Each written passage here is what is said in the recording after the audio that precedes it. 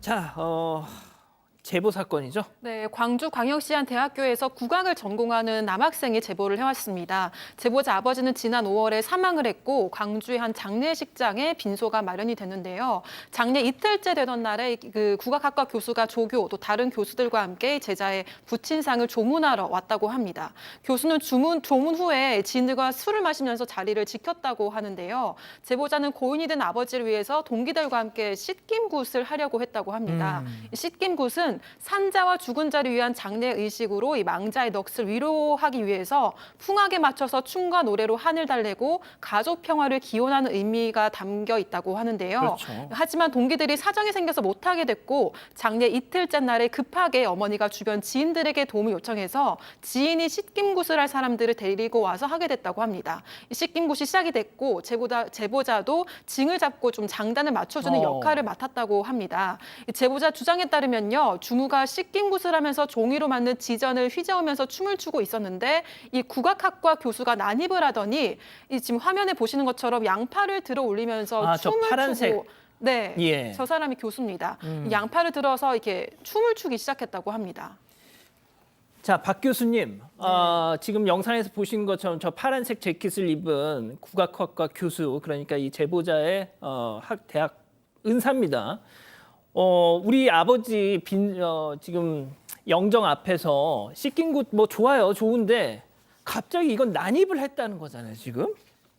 자, 그리고 그래도 뭐가 됐든 아휴 그래 일단 뭐 상주니까 꼭 참았답니다. 자, 그런데 저 교수가 갑자기 버럭 소리를 질렀다고요.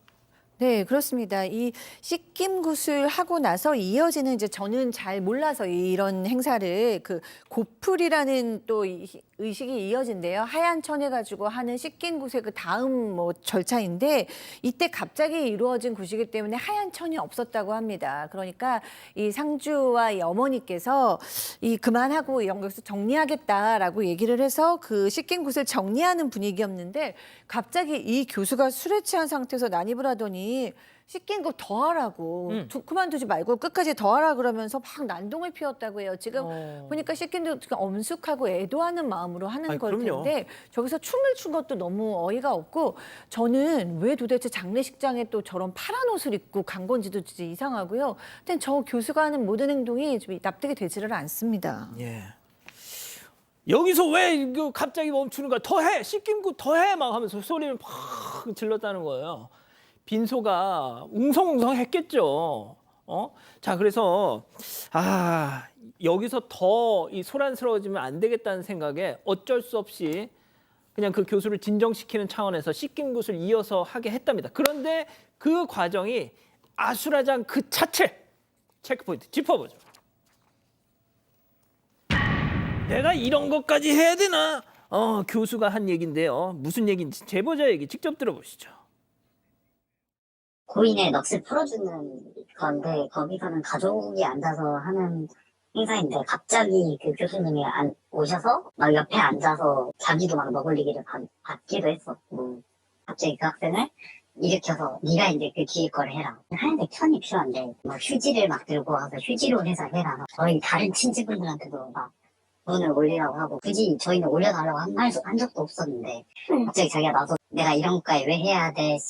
막 욕설을 막 퍼부으시고 막 아니 부탁한 적도 없는데 자기가 등장해가지고 그냥 하더니 뭘. 그러니까 이게 좀 설명이 더 필요한데 어떤 상황이었냐면 아까 말씀하신 것처럼 중단이 되니까 이제 뭐 제보자분이라든 가족들은 이 정도면 됐다라고 했는데 끝까지 하라 그랬잖아요. 예. 끝까지 하라 그러면서 그 이제 주무가 원래 이제 굿을 하던 분이 중단을 하니까 앉아서 이 제보자분 소리를 도와주던 여성 제자가 따로 있었대요. 네가 이거 맞아서 해 뭐 이렇게 하더니 아니 이거 나머지 고풀이는 흰 천이 있어야 됩니다. 그러니까 뭐라도 갖고 와서 막 해. 그러니까 어쩔 수 없이 흰색 천이 없으니까 두루마리 휴지를 풀어서 그 여성 제자가 원래 그 굿춤을 추는 사람도 아닌데 여성 제자가 그걸 뭐 울며 겨자 먹기로 하고 있었던 거예요.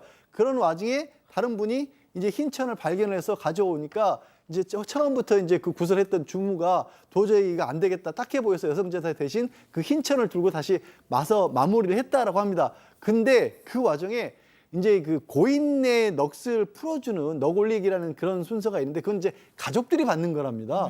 아 그렇잖아요. 넋을 올리는 건데 그걸 또 자기가 받더래요. 자기가 받고 또 이게 굿하는 과정에서 이제 그 고인을 향해서 돈을 올려서 위로하는 그런 순서가 있어서 어머님이 이 그 빈소에 그 돈을 올리고 또 굿을 도와준 분들에게 그 돈을 드렸대요. 그랬더니 교수가 왜 니들은 안 해? 하면서 조문하는 사람들한테 또 그 돈 니들도 올려 이렇게 하더니 내가 이런 것까지 얘기를 해야 돼?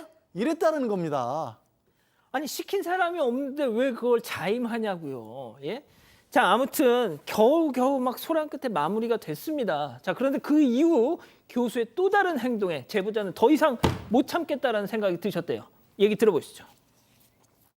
시킴이 끝나자마자 이제 저도 고맙다고 인사를 하던 상황이었고 다른 분들한테는 그냥 악심한데 그 소리에다 여자를 막 유지 껴안았었던 거부했던 상황이었고 자기도 약간 왜 이러시지 약간 이랬대요. 저하고 진짜 친한 친구고 저한테는 진짜 둘러본 친구인데 진짜 당혹스러웠다고 하더라고요. 심지어 그거를 많은 학생들이 봤어요.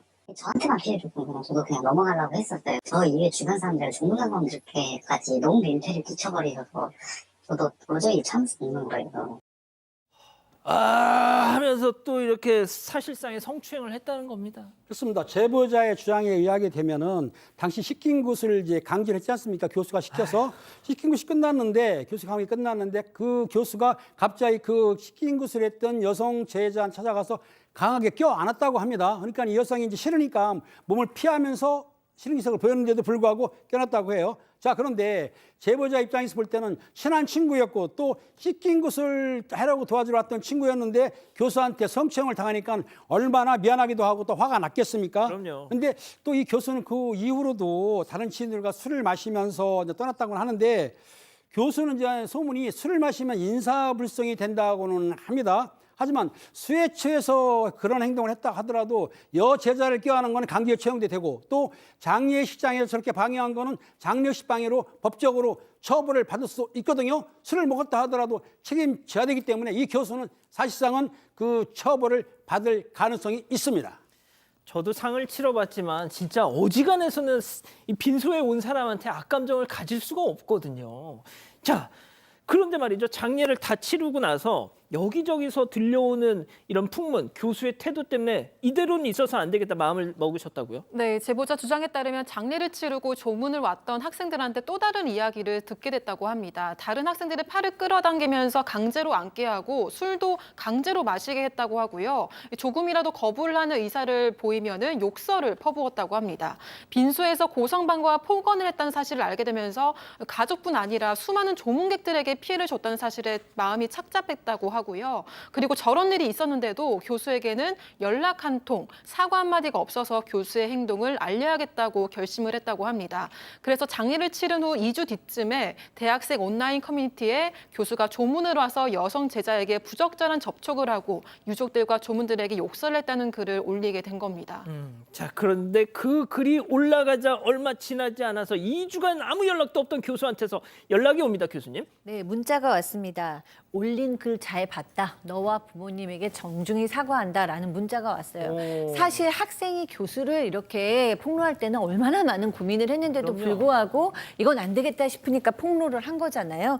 그런데 여태까지는 전화 한 통 없고 아무 반응이 없다가 글 올리자마자 이제 문자가 왔고 또 뭐 사과를 뭐 왜 내가 그랬다, 그때를 이해해달라 이런 것도 없이 그냥 짧게 한 통 문자만 왔으니까 왜 이런 행동을 했는지 여전히 풀리지도 않았다고 합니다.